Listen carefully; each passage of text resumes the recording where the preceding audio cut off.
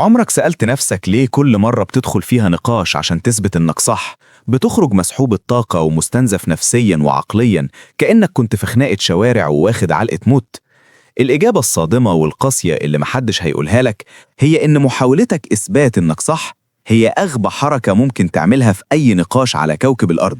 سواء كنت بتتعامل مع مديرك اللي شايف نفسه محور الكون وما بيغلطش أبداً، أو زبون فاهم إنه خبير عشان شاف فيديو تيك توك مدته 30 ثانية، أو حتى شريك حياة توكسيك بيعاند لمجرد العناد وتفريغ طاقته السلبية فيك عمال على بطال.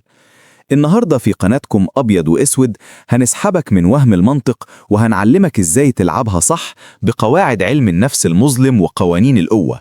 هنديك السلاح الفتاك اللي اسمه الموافقة الخبيثة.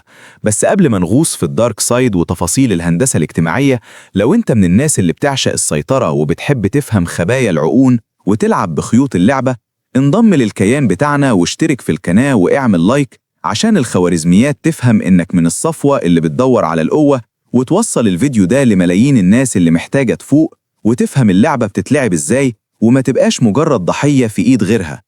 ندخل في الموضوع فوراً. دماغ البني آدم متبرمجة جينياً على إن أي هجوم على أفكارها هو هجوم شخصي على وجودها وكرامتها وكيانها كله. لما تقف قدام حد وتقوله أنت غلط أو رأيك مش نافع، أنت كده بتدوس على زرار الإنذار في عقله اللاواعي وبتعلن الحرب. الإيجو بتاعه بينتفض وبيطلع كل الأسلحة الدفاعية وبيتحول لحيوان شرس بيدافع عن منطقته. المنطق هنا بيموت وبياخد طلقة في دماغه ومفيش أي مساحة للعقل. الحوار بيتحول لساحة معركة لإثبات مين اللي كلمته هتمشي ومين اللي هيفرض سيطرته على التاني بأي تمن مهما كان. انت بتجيب أدلة وبراهين وأرقام، وهو بيجيب عناد ومكابرة وصوت عالي، وبتفضلوا تلفوا في دايرة مفرغة ملهاش نهاية لحد ما طاقتك تخلص وتحس إنك بتكلم حيطة سد أو بتأذن في ملطة. المشكلة الأكبر إنك لما بتجادل انت بتدي الشخص اللي قدامك أهمية أكبر من حجمه بكتير. بتحسسه إن رأيه ده كارثة كونية لازم تتصلح فوراً، وإنك مهتم جداً تغير قناعاته. وهنا بيجي دور فخ الجدال. كل ما حاولت تقنعه وكل ما استخدمت حجج أقوى، كل ما هو تمسك برأيه أكتر عشان ما يبانش ضعيف قدامك أو قليل في نظر نفسه. الناس في الزمن ده بتخاف من الهزيمة الفكرية أكتر من الهزيمة الجسدية، خصوصاً مع انتشار السوشيال ميديا اللي نفخت غرور البشر وخلت كل واحد فاكر نفسه فيلسوف زمانه وعنده رأي في كل حاجة في الكون. طيب إيه الحل في العبث ده كله، وإزاي تخرج برها الماتريكس دي وتتحكم في اللعبة من غير ما تخسر أعصابك؟ الحل هو السلاح الفتاك، الموافقة الخبيثة أو التنويم المغناطيسي التكتيكي. الفكرة ببساطة إنك توافق اللي قدامك ظاهرياً عشان تكسر دفاعاته النفسية وتنيمه مغناطيسياً، وتمرر فكرتك من الباب الخلفي لعقله وتخليه ينفذها وهو مقتنع إنها فكرته.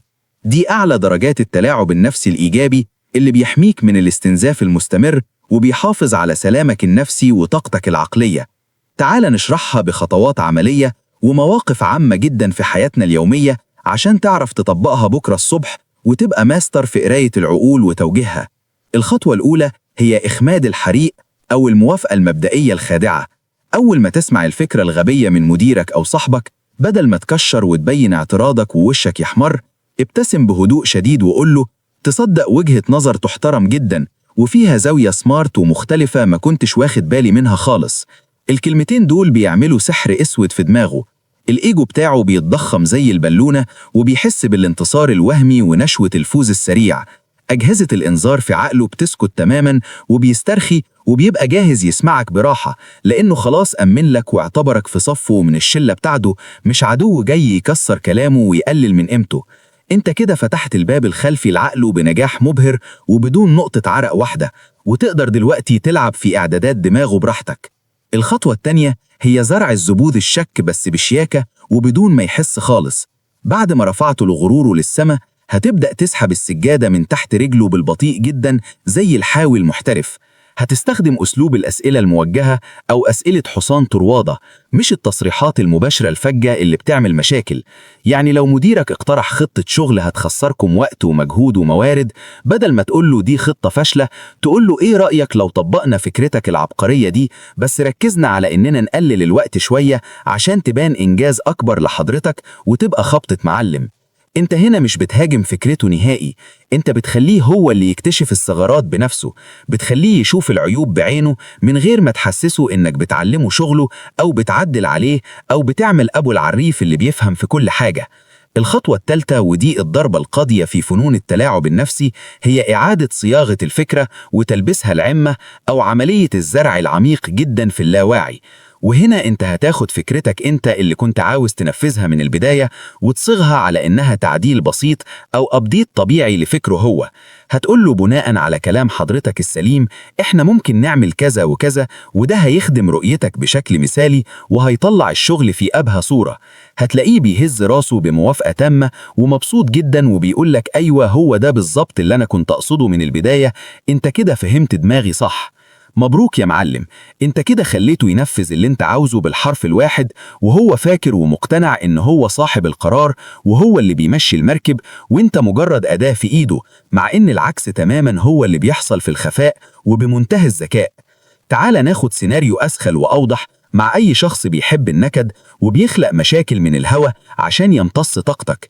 لما يبدأ يهاجمك ويقولك انت ما بتعملش حاجة صح وانت دايما مهمل وما بتسمعش الكلام، لو جادلت وبدأت تدافع عن نفسك وتبرر موقفك، انت كده دخلت المصيدة وبقيت فريسة سهلة وهو نجح يشدك لملعبه.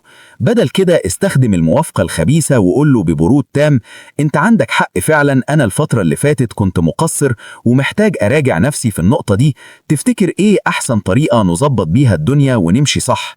هتلاقيه سكت وبلم وصدمته لأنك حرمته من المقاومة اللي كان مستنيها ومحضر لها ردود مسبقة عشان يكمل الخناقة ويفرض عضلاته الوهمية عليك. السر كله يا سادة إنك تتخلى عن نشوة الانتصار اللحظي بتاعت أنا صح وإنت غلط، اللي بتدمر الأعصاب وبتحرق الدم على الفاضي.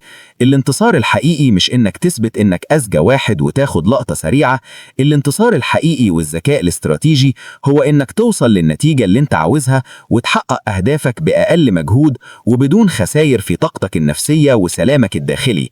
الجدال المستمر بيخليك تعجز بدري وبيطفي لمعة ذكائك وبيخليك دايما رد فعل مش فعل. الشخصيات المؤذية ومصاصين الطاقة بيتغذوا على طاقة الجدال دي عشان يعوضوا النقص اللي جواهم. لما توافقهم بخبث انت بتقطع عنهم الأكسجين والدم اللي بيعيشوا عليه وبتقتلهم بالبطيء وبتسلبهم متعة الاستفزاز وتحولهم لعرايس ماريونيت بتحركهم بخيوط خفية. الموضوع ده مش بيجي في يوم وليلة ومحتاج تدريب قاسي على التحكم في الذات وانفصال عاطفي كامل.